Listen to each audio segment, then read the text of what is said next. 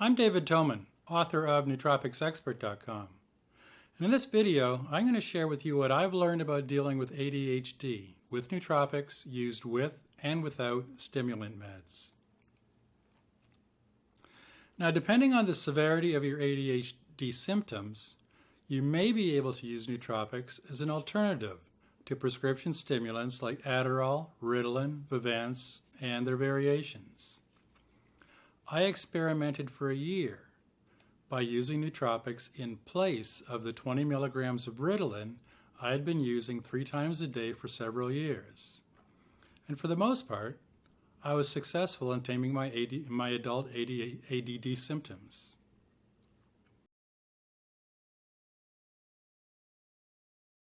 This video is in response to the many emails and questions and comments on my website I've been getting about how to treat attention deficit hyperactivity disorder, or ADHD, or attention deficit disorder, ADD, with nootropics. So if you're dealing with ADHD, hopefully this video will help you, especially if you're using stimulants like Ritalin or Adderall or Vyvanse, or you're trying to deal with ADHD naturally by avoiding prescription stimulants. Now, this information can also help if you're a student or executive who uses prescription smart drugs like Adderall or modafinil to boost productivity. Here we'll dig into the causes of ADHD or ADD in your brain, symptoms associated with ADHD, and what you can do using nootropics or nootropics stacked with stimulants to correct ADHD symptoms. I'll also include ways to potentiate the effectiveness of prescription stimulants with nootropics so they work better. Now, if you've never really been diagnosed ADHD, but some of this video resonates with you, you could be ADHD or ADD, and this video may point you to some answers. I've been ADD all my life, and just as an aside here, ADD is ADHD without the hyperactivity. But it wasn't until about 10 years ago that a very wise psychiatrist identified what was going on and why I had been struggling with focus and other problems with behavior, that no amount of self-help books on focus or management could ever help me correct. Ritalin literally turned the lights on for me and completely changed my life for the better. This was the seed that sprouted my interest in neuroscience and nootropics, and ultimately launching NootropicsExpert.com. Attention deficit hyperactivity disorder, ADHD, or attention deficit disorder, ADD, are associated with attention and executive function in your brain. Your prefrontal cortex, that's this area up here, directs behavior, thought, and feeling, which are all associated with working memory. These fundamental cognitive abilities that most people take for granted are what make up executive function. This executive function and working memory give you the ability to regulate your attention, inhibit inappropriate behavior and thought, monitor your actions, plan and organize your future. If you can't focus at the task at hand, blurt things out at inappropriate times, have little control over your emotions and actions, and can't seem to stick to a careful set of goals you wrote down, you may be ADHD. Norepinephrine and dopamine are the primary neurotransmitters involved in ADHD because they play an essential role in attention and learning and thinking. These two neurotransmitters work in concert to maintain alertness, increase focus, sustain thought, effort, and motivation. The only difference between the two is the presence of a hydroxyl group. And dopamine is the precursor to norepinephrine synthesis in your brain. Now, much of what we've learned about ADHD focuses on dopamine's function in your brain. But norepinephrine plays a critical role in activating your reaction to events and how you respond to the event. It's essential for collecting information coming through your senses and then modulating your brain's response. Any disruption in this norepinephrine system can result in ADHD, post-traumatic stress disorder, sleep disorders, and more. For example, norepinephrine working with frontal B1 and alpha 2A receptors in your brain play an essential role in helping you focus your attention and eliminate distractions when you're paying attention to something.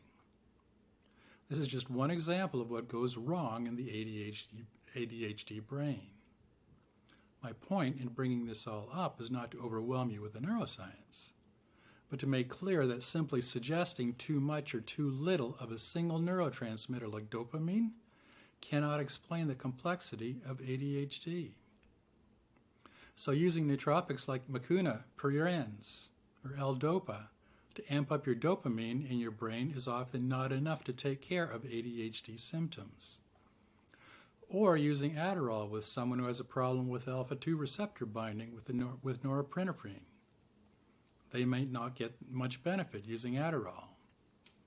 This is the reason that experimenting with various stimulants and/or nootropics are the only way to find a long-term solution to keeping ADHD under control, and why some respond better to a drug like Ritalin and not so well to Adderall, or vice versa.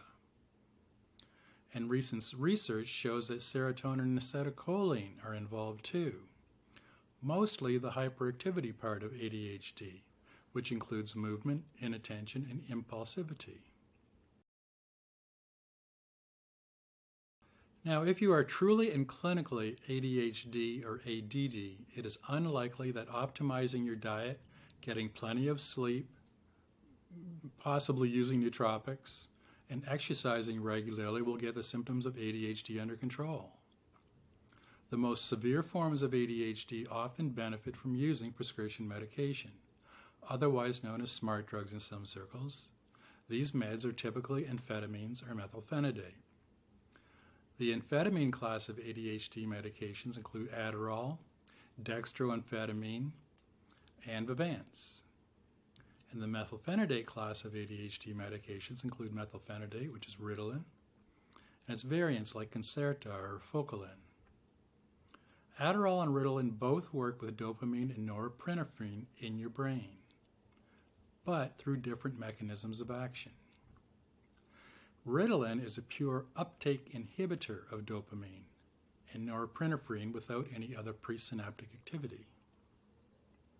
Adderall, on the other hand, has additional presynaptic activity by releasing dopamine and norepinephrine from presynaptic neurons.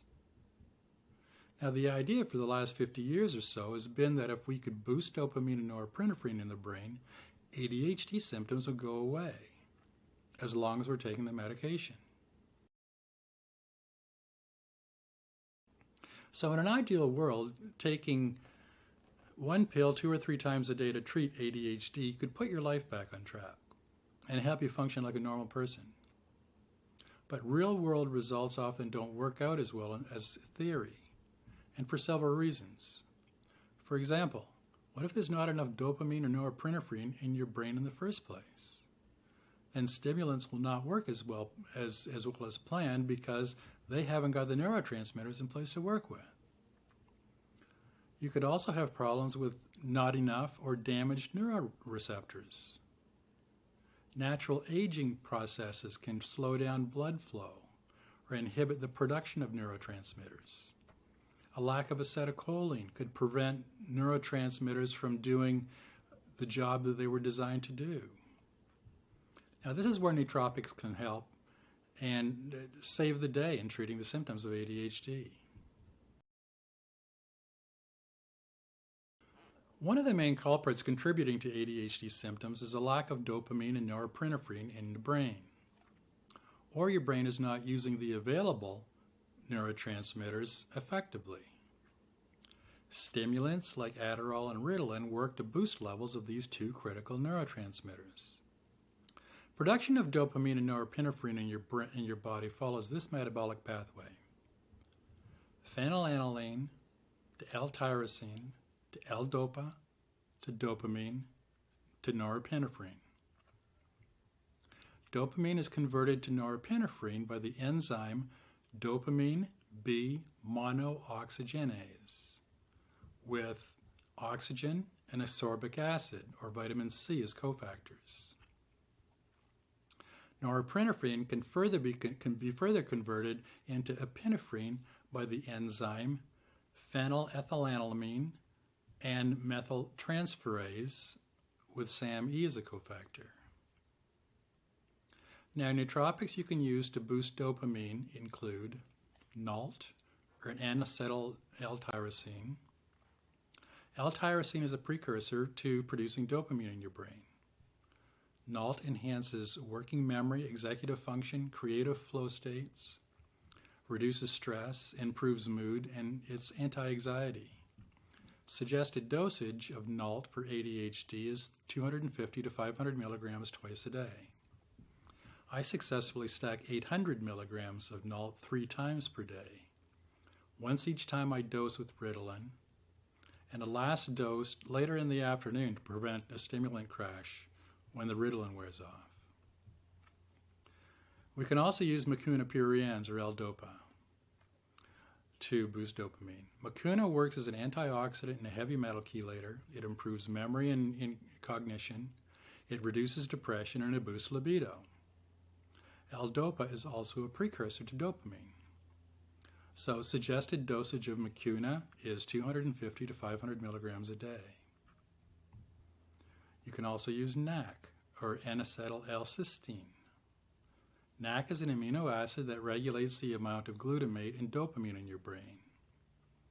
NAC can be used to treat the symptoms of ADHD and even helps eliminate some of the negative side effects associated with prescription ADHD stimulants. Suggested dosage of NAC is up to 600 milligrams 3 times a day. And then we have NADH. NADH helps increase alertness, focus, memory, and it enhances mood. NADH also helps stimulate the production of dopamine, norepinephrine, and serotonin in your brain. Suggested dosage of NADH is 10 milligrams a day. And then we have phosphatidylserine, or PS. PS can help improve alertness, attention, cognition, memory, recall, and mood, and lower anxiety. All issues that are associated with ADHD. PS is a phospholipid, component of the cell membrane encasing every one of your brain cells. PS helps maintain the fluidity and permeability of brain cells, improving the flow of dopamine and acetylcholine. The suggested dosage of PS is 100 milligrams 3 times a day. Now, a word of caution when you're boosting the catecholamines, dopamine and norepinephrine. Too much of either is not a good thing. In fact, excess levels of either will throw your neurotransmitter levels out of balance and can cause things like anxiety, insomnia, and panic attacks. The H in ADHD stands for hyperactivity.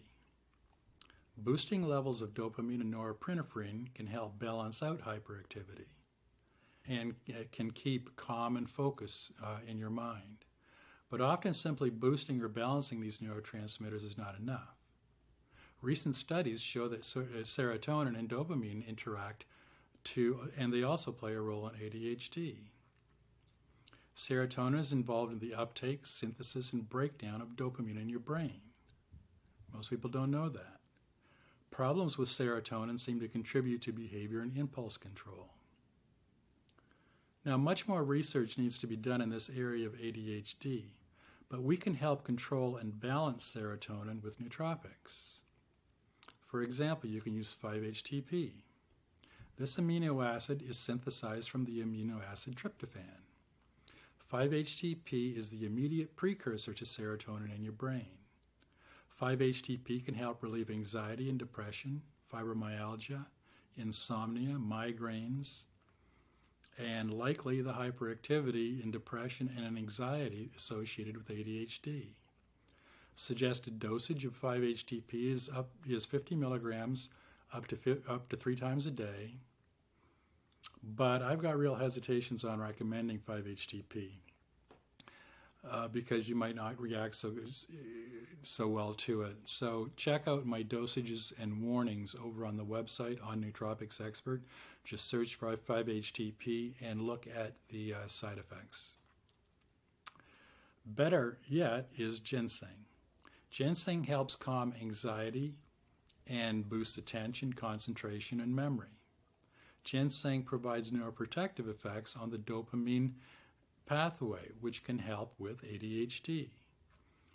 And ginseng is a serotonin and norepinephrine reuptake inhibitor,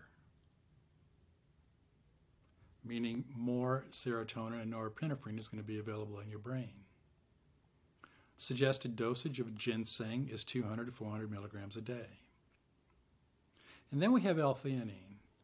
L-theanine is commonly found in green tea, and it helps boost alpha and theta brain waves. It's anti-anxiety, it boosts cognition and memory, and it reduces insomnia. L-theanine helps boost GABA, serotonin, and dopamine levels in your brain. Suggested dosage of L-theanine is 50 to 500 milligrams a day. Rhodiola rosea is the next one. Rhodiola helps improve alertness, energy, memory, and mood, and is anti-anxiety and antidepressive. It reduces fatigue. It boosts cognition and concentration. Rhodiola influences serotonin and norepinephrine levels in your brain. Suggested dosage of rhodiola is 1 to 200 milligrams a day. And then we have SAMe.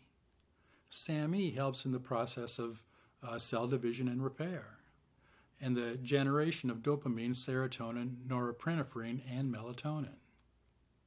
It actually helps make those neurotransmitters. Suggested dosage of SAMe is 300 milligrams a day.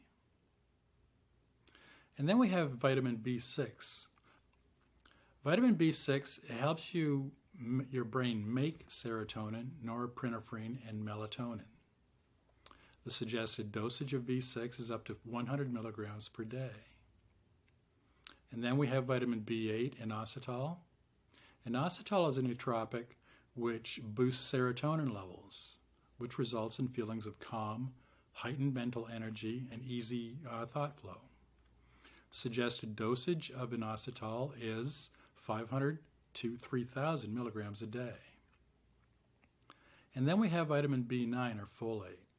Now I'm talking about folate here, not folic acid. As a nootropic, it helps your brain make dopamine, epinephrine, norepinephrine, and serotonin.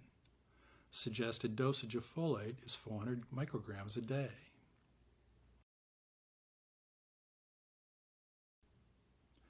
So take note that several of the B vitamin groups are involved in the production of the neurotransmitters involved in ADHD. I recommend adding a good B vitamin complex well above the usual RDA levels that include folate, not folic acid, and methylcobalamin, not cobalamin. Add them to your stack, both in a pure nootropic stack, as well as when stacking with any of the ADHD prescription stimulants. Now, one of the issues with neurotransmitters in ADHD are damaged or non-existent receptors. Dopamine, norepinephrine, and serotonin have less receptors to bind to for cognition and mood control. Now, once again, nootropics come to the rescue in helping you control ADHD. You can add one of these nootropics to your stack to help boost receptor health. Ashwagandha. This adaptogen helps reduce anxiety and depression, and it helps reconstruct axons, dendrites, and synapses involved in neurotransmitter signaling in your brain. Suggested dosage of ashwagandha extract is 250 to 500 milligrams a day. Bacopa monnieri. Bacopa helps boost memory and cognition, it improves mood, and it reduces stress. This adaptogen affects brain levels of acetylcholine that are needed to help neurotransmitter signaling. And the two active components of Bacopa, called bacosides A and B, not only improve signaling of electrical impulses between neurons in your brain, bacosides also help rebuild damaged neurons. Suggested dosage of Bacopa is up to 400 milligrams a day. And then we have lion's mane. Lion's mane mushroom is known for stimulating nerve growth factor, improving cognition and memory, and relieving depression. Lion's mane stimulates the repair and creation of neurons in your brain. Neurons needed for dopamine and norepinephrine to control ADHD. The suggested dosage of lion's mane mushroom is 500 milligrams a day. And then we have Noopept.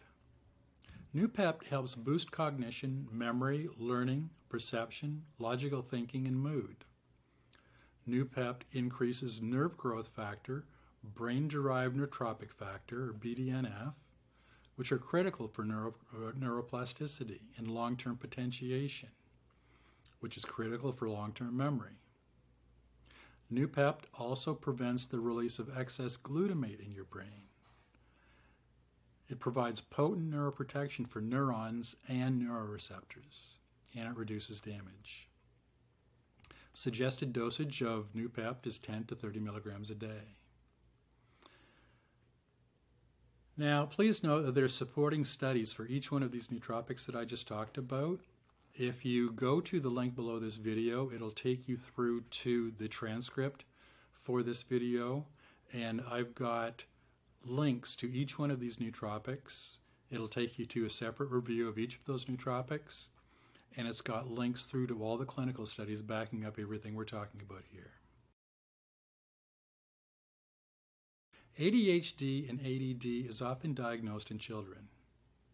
The latest statistics, now this is from 2011, from the CDC here in the USA, shows about 11% of the children aged 4 to 17 years, that's 6.4 million kids, have been diagnosed with ADHD. And that's just for the USA. Now, although ADHD is usually first diagnosed in children, it often lasts into adulthood. And I sometimes wonder how my life would have been different if I had been declared ADD when I was a kid.